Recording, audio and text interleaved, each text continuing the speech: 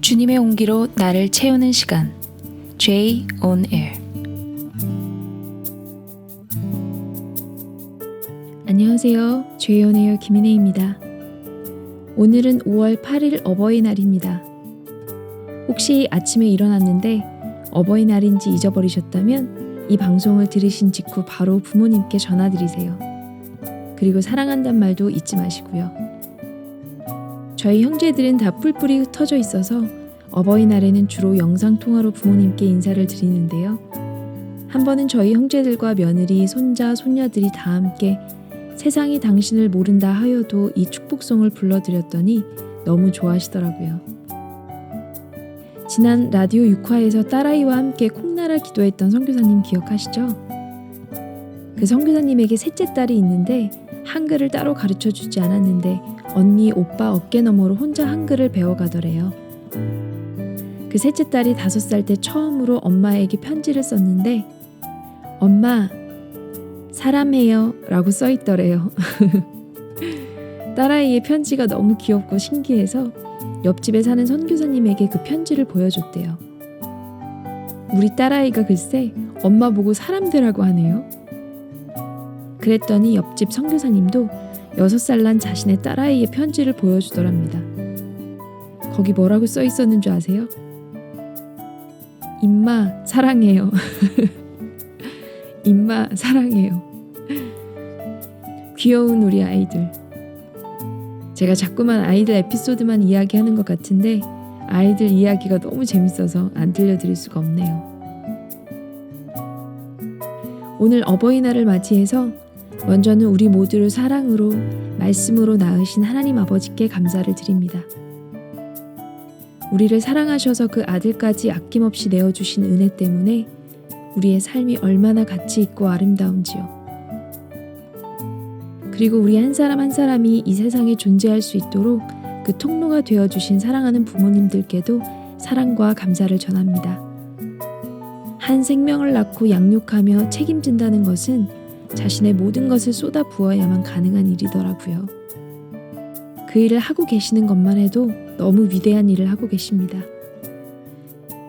그리고 자신의 자녀를 양육하는 것도 쉽지 않은데 주님이 맡기신 양들을 생명으로 섬기고 계신 영적인 부모이신 목회자분들, 선교사님들도 주님의 이름으로 축복합니다.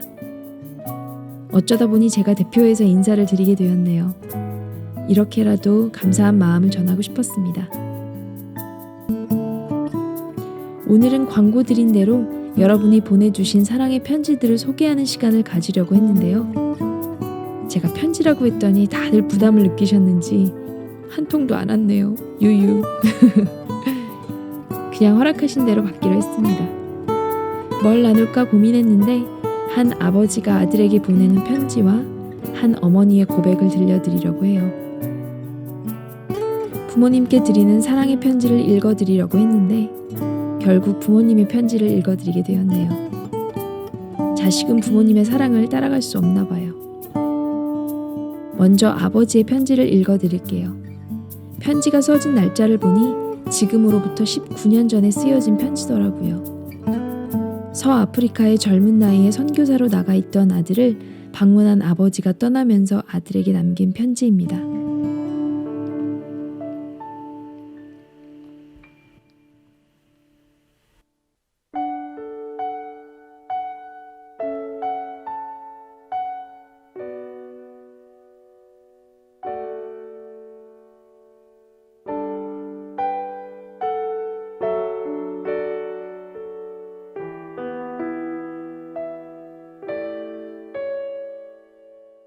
사랑하는 아들, 그리고 동역자 된 선교사. 하나님 아버지의 정원이 워낙 넓어서 오는데 한참 걸렸고 가는데도 조금 더 걸릴 것 같다. 모세는 집 맡은 사람으로 충성했고 예수 그리스도는 아들로 충성하셨다고 하셨지. 나의 최선을 통해 아들 예수 그리스도로 일하시는 하나님. 이를 위하여 나도 내 속에서 능력으로 역사하시는 이의 역사를 따라 힘을 다하여 수고하노라. 골로새서 1장 29절. 그냥 기쁘다. 땅끝에서 순종의 자리에서 늠름히 서 있는 너 때문에. 애굽의 요셉을 만나게 됐던 야곱의 심정일까? 믿음의 10년 후, 100년 후를 바라보자. 매일 새벽마다 믿음으로 이 들녘에서 울려 퍼질 찬양과 감격의 함성을 듣자. 새벽 이슬 같은 주의 청년들이 즐거이 헌신하는 제단 곁에서 감사의 기도를 한숨처럼 드리자. 잘하였도다 착하고 충성된 종아. 작은 나라에서 태어나 심장이 작은지 자꾸만 먼 것 같은 생각이 잠깐씩 밀려오지만 여전히 믿음의 배짱으론 하나님 우리 아버지 손바닥이다. 사랑한다. 너와 함께 부끄럼 없는 믿음의 여정을 달리련다. 온 가족과 동역자들의 마음을 실어 격려를 전한다. 마라나타. 2002년 11월 12일 아빠가. 추신, 언제든 힘들면 연락해라. 내가 대신 자리라도 지켜주마. 땅끝에서 죽어 하늘 복판에서 만나자.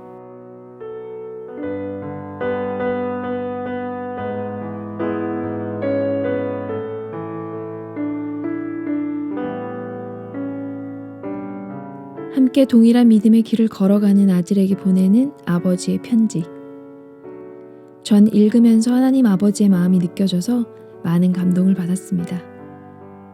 하나님 아버지가 날 보실 때 이런 마음이시겠구나라는 생각이 들어서요. 추신의 언제든 힘들면 연락해라. 내가 대신 자리라도 지켜주마. 이 구절을 읽는데 이런 생각이 들었어요. 어딘가 무서운 밤길을 걸을 때 아빠 여기 있어 걱정하지 마 라며 내 손을 꼭 잡아줄 아빠가 내 곁에 있다면 세상 두려울 것 없이 너무 든든할 것 같은 거예요. 주님이 우리에게 하시는 내가 너와 세상 끝날까지 함께 할게 라는 말이 세상 그 어떤 말보다 가장 든든하고 믿을 만한 약속인 것처럼요. 추신에 써진 땅끝에서 죽어 하늘 복판에서 만나자 라는 이 표현으로 어떤 분이 땅끝에서 라는 찬양을 만드셨어요. 박대은님의 땅끝에서 찬양 듣고 한 어머니의 고백을 듣도록 하겠습니다.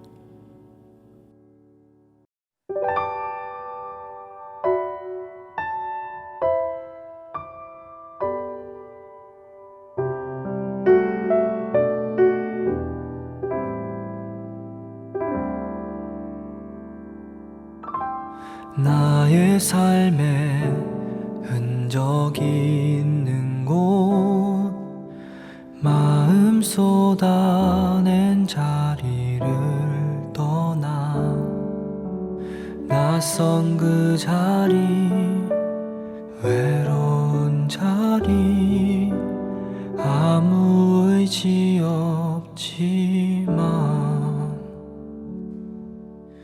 주의 흔적 되어질 자리 주 마음 쏟으시는 곳 향해 우리 이제 달려나가자 주님만 붙들고 가자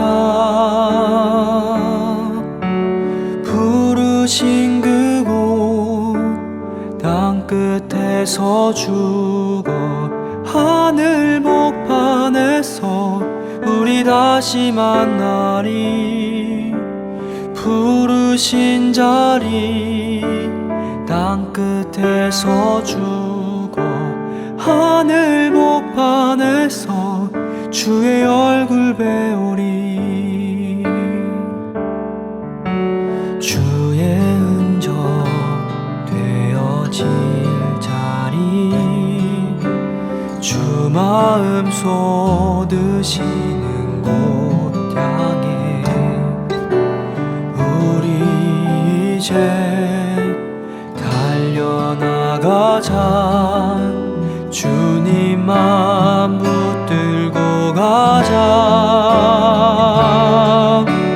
부르신 그곳 땅끝에서 죽어 하늘 복판에서 우리 다시 만나리 부르신 자리 끝에서 죽어 하늘 복판에서 주의 얼굴 배우리. 부르신 그곳 땅 끝에서 죽어 하늘 복판에서 주의 얼굴 배우리.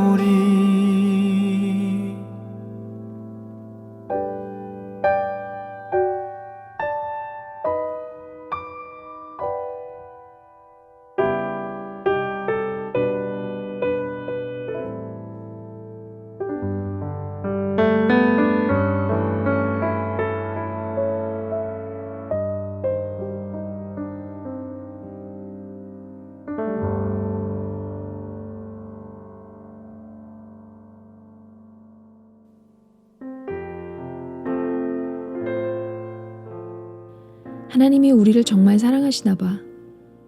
특별한 시간을 주시잖아. 하나님은 언제나 선하신 분이시고 우리는 믿음으로 순종하기만 하면 돼. 병원에 다녀와서 처음으로 남편은 말문을 열며 눈물을 주르륵 흘렸습니다. 임신 9개월의 배로 인도에서 한국에 돌아왔습니다. 우리가 살고 있던 인도 찬디가르에서는 마땅히 다닐 만한 병원이 없어서 임신만 확인한 채 특별한 정기검진을 받지 못했습니다. 이래는 둘째이기 때문에 별로 불안하거나 걱정하는 마음도 없이 마음 편히 기도하고 아기의 태동을 즐기며 한국에 돌아와서 출산할 날만 기다렸었습니다. 그런데 막상 한국에 돌아와 처음 간 병원에서 의사 선생님은 우리에게 무서운 말씀을 하셨습니다. 아기 심장에 심방, 심실이 나뉘어 있지 않고 대동맥과 대정맥이 바뀌어 있다고 했습니다. 너무나 놀라고 기가 막혔지만 하나님이 이 시간을 통해 우리 가정 가운데 하실 일이 있다고 생각했습니다. 출산하기까지 슬퍼하며 걱정하기보다는 최대한 기쁘고 감사하게 지냈습니다. 뱃속에 있는 딸 이래를 편안하게 해주는 것이 최선이라고 생각했기 때문이었습니다. 4월 4일 3.92kg의 조금 큰 아기를 40분 만에 쑥 낳았습니다. 내 뱃속에서 40주를 살았던 아기. 태어나면 곧바로 많은 검사와 수술을 받아야 하는 아기.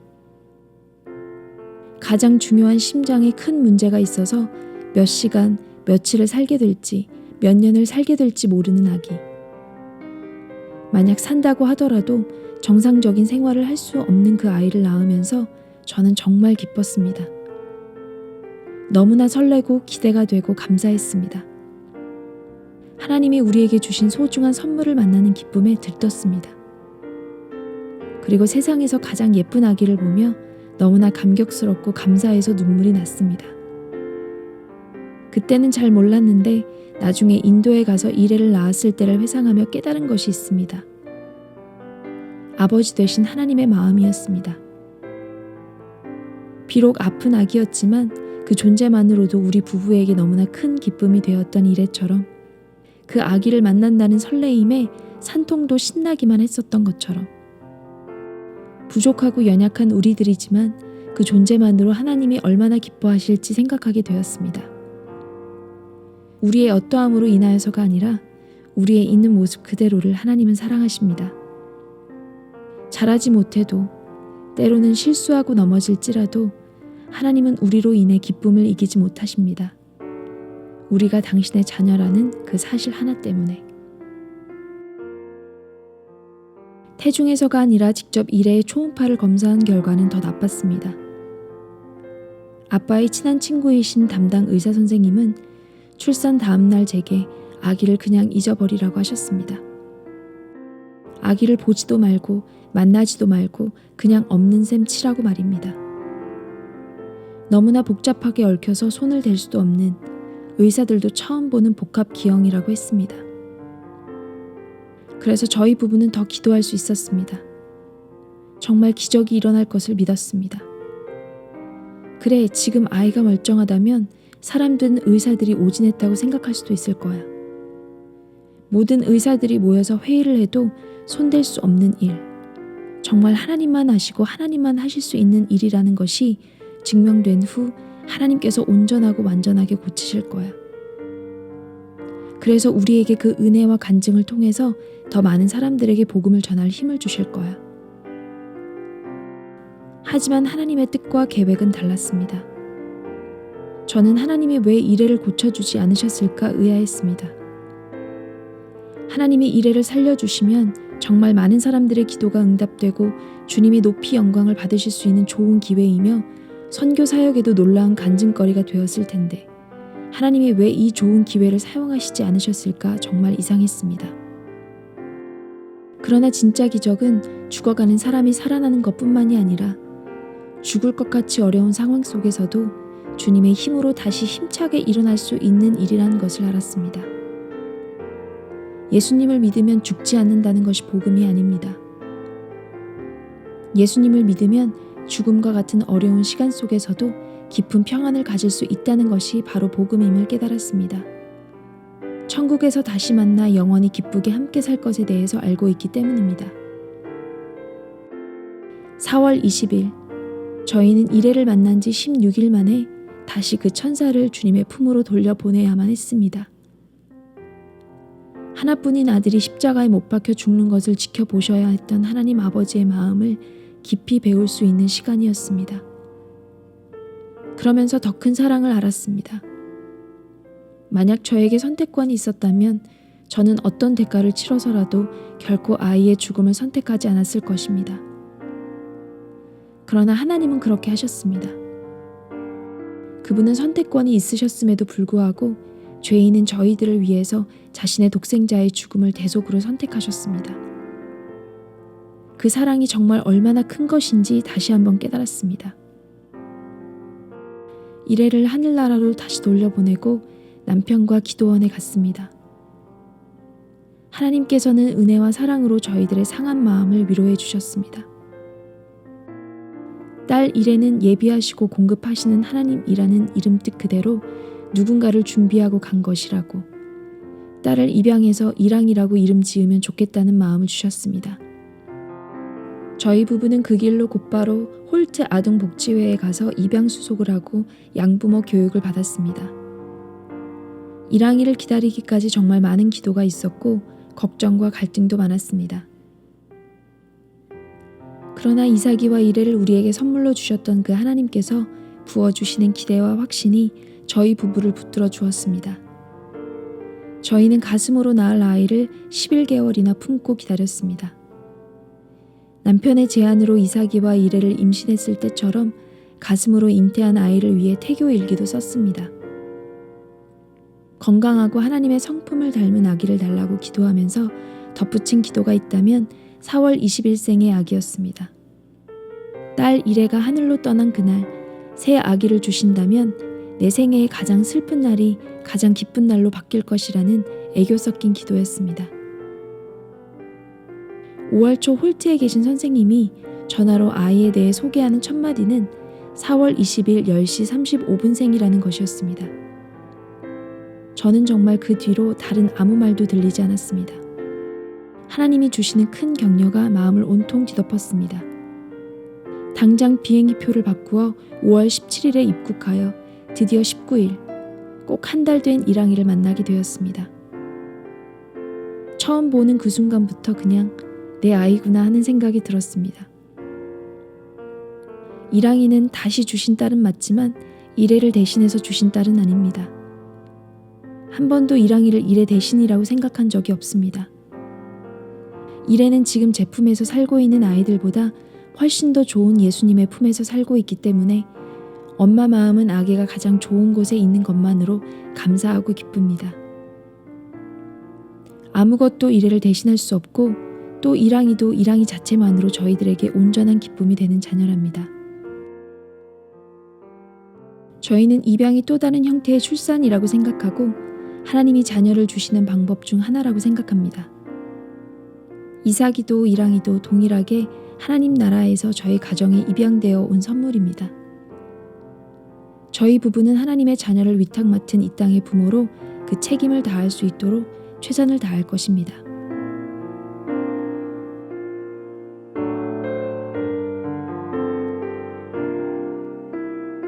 평소에 공개 입양한 이 가정의 자연스러운 모습이 참 건강하고 좋아 보였는데 제가 이 어머니의 고백을 주일날 설교로 듣게 된 거예요. 장애가 있는 아이를 낳으면 어떻게 하지? 그 아이의 출생과 함께 달라질 수 있는 수많은 상황들에 대한 염려, 걱정은 온데간데 없이 그 아이를 품에 안았다는 사실 하나만으로 온전히 기뻐할 수 있었던 엄마의 마음을 듣는데 눈물이 퍽 쏟아졌습니다. 가끔 그럴 때 있잖아요. 나 자신의 연약함과 한계에 부딪히다 보면 나 자신이 한없이 무가치하게 느껴질 때 말이에요. 물론 사단의 속임이죠. 그런데 그럴 때마다 들려지는 주님의 메시지가 있는 것 같아요. 이 어머니의 고백처럼 말이에요. 너의 존재가 얼마나 소중하게 지어졌는 줄 아니? 내 아들을 내어줄 만큼 넌 소중한 존재야. 그러면 정신을 바짝 차리게 돼요. 사단의 교묘한 속임에 결코 넘어가서는 안 된다는 결단과 함께 다시 진리를 붙들게 되죠. 이번 한 주는 우리가 다 갚을 수 없는 하나님의 크신 사랑과 그 사랑의 통로가 되어주신 부모님의 사랑을 생각하며 감사하는 한 주가 되었으면 좋겠습니다. 마지막으로 찬양 한 곡 들려드릴 텐데요. 기도하는 기도 모임이 있는데 모임 밴드창에 어떤 분이 찬양을 하나 올려주셨어요. 오게벳의 노래를 지으신 연평아님이 또 한 곡을 지으셨는 성경으로 키우는 엄마 에필로그의 글을 인용해서 만든 자녀가 있든 없든 상관없나주세요 라는 곡 들려드리면서 저는 인사드릴게요. 어느 날 주님 내게 물으셨지 내가 무엇 해주길 원하느냐 어느 주의 하나님 나를 찾아와 내게 던지신 그 무릎 앞에 솔로몬처럼 답하고 싶었지 하지만 뭐라 말해야 할지 몰랐어 난 그저 엄마일 뿐 아이의 손을 잡고 안개 속을 걸어가는 듯했어 늘 나에게 묻곤 했지 이제서야 떠오른 답 하나 무릎을 꿇고 눈물을 닦고 떨리는 가슴 안고 이렇게 대답할래